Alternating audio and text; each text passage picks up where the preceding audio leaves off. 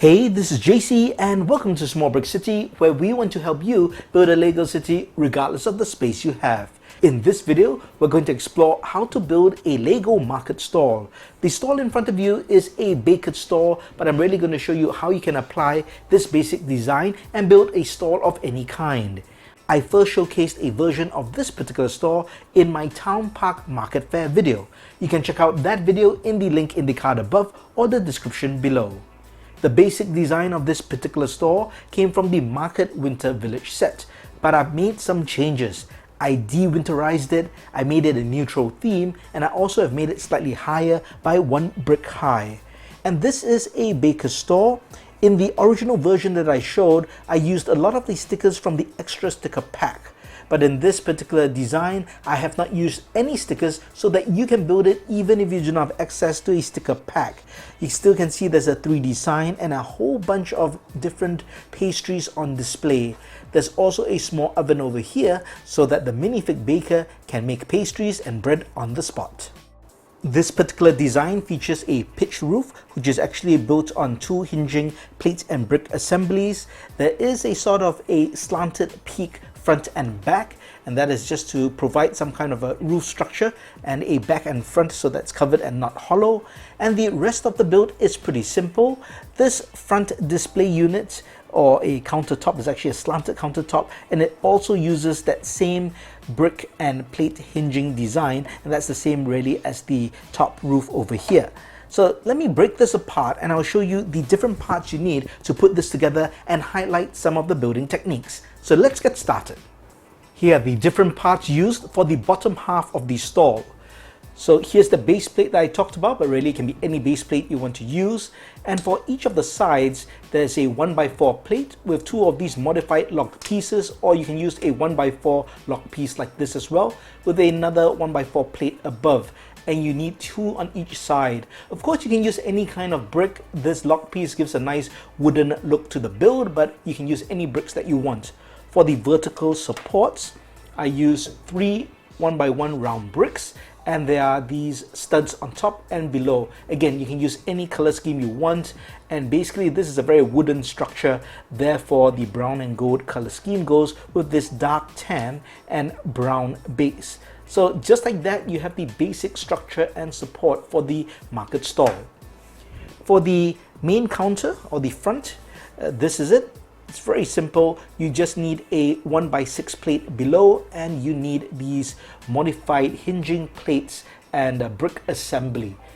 And over here we have 2 wedge pieces. It doesn't really have a functional use, it just makes it look a bit more finished and covers those exposed studs.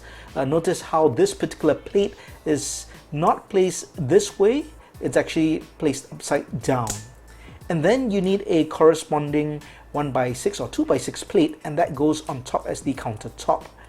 And you can have a collection of different jumper plates, 1x2 plate and 1x1 towels, and whatever arrangement you want, and that's just to put various display items on.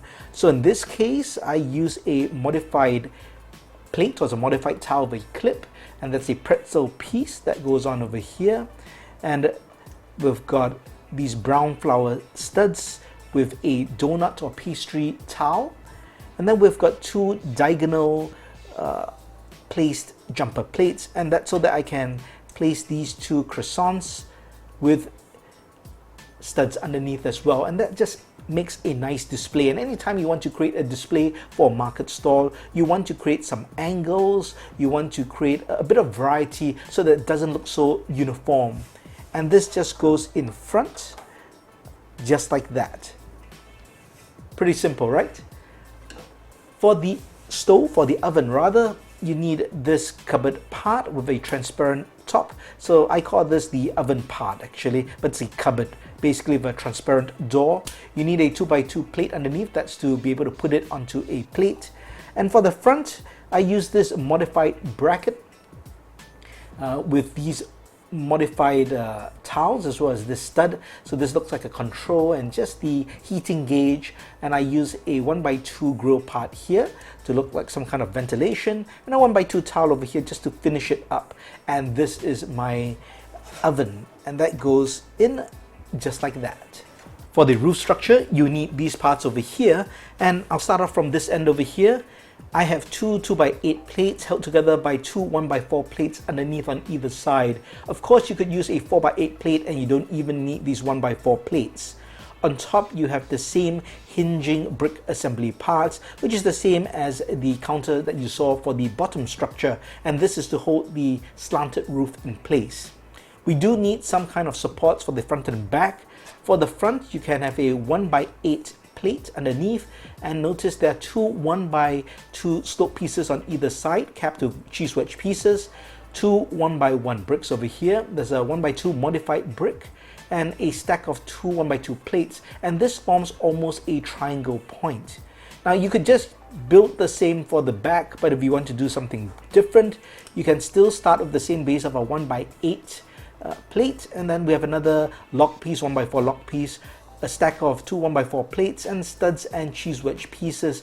Basically what you want to do is just achieve the same height, but notice this 1x2 space in between, and that's to hold basically a supporting connector in the form of a 2x4 brick with two cheese wedge pieces on either side. So now notice how this forms a point, and that's what I mean by you could technically do the same for either side if you really wanted.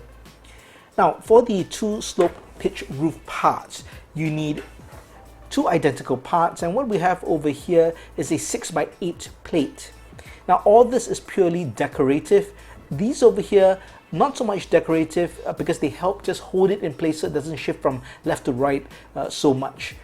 I did towel the top just to give it a finished look. I chose this checkered pattern with the light gray and white towels, but you really can use any design you like, or you can even leave it uncovered if you like. So this goes on like that. So this is on this side over here. So this is the front. Now the studs are in front. So this is the front, and this goes on just like that. Very simple. Now the reason for this is decorative, but it also just holds this just in front of this front portion over here. And on the back we have a 1x4 plate. And again, this is a bit decorative, but again, just holds things snugly in place. But I think it's more or less optional. And for this side, we do the same thing by pressing this over here. Let's just get that in place over here. And just make sure you get the right height, just like that. You want to form a pitch pointed roof just like that. Pretty easy. Now you can take the base of the stall which you built earlier, and you simply fit everything on just like that. Now notice this modified brick over here. This is for the sign, and it really depends what market store you're building. So for example, this is the baker store, so I used a white croissant over here, and I put it on a 1x2 jumper plate, so that fits something like that. But you can get more creative. For example, if this particular store also sold coffee or some kind of hot drink, I would take this out and I could have a coffee cup on a modified towel with a clip, and that goes on over here like that. And on the other exposed stud, I can take a white stud, round stud in this case, and I can take that white croissant piece and place it on like that. And now you get another kind of sign. If this is a fish store, you could use a jumper plate like that. And then you could have a clip with a fish piece over it so that you have a fish horizontally like that. And you can apply it to really any kind of small accessory part depending what sort of store you want. In this case, let's just go with this single croissant. That works for me. And that's how you can do a 3D sign without any stickers. Using this basic design for a market stall, you can build a variety of different stalls in different colors using different bricks and just changing up the design slightly, and then you can create a full market, and that would be a really excellent display and also will fit a custom Lego city perfectly. If you have the sticker pack, you can create some of these signboards such as this one over here. This is a baker's signboard, and that can go on the side of a base plate, and that fits very well. What sort of market stall would you like to build for your Lego city? Let me know in the comments below. If you liked the video, please give it a thumbs up. And if you haven't, please subscribe to the channel and turn on that notification bell. Thanks for watching. Check out these two videos before you go.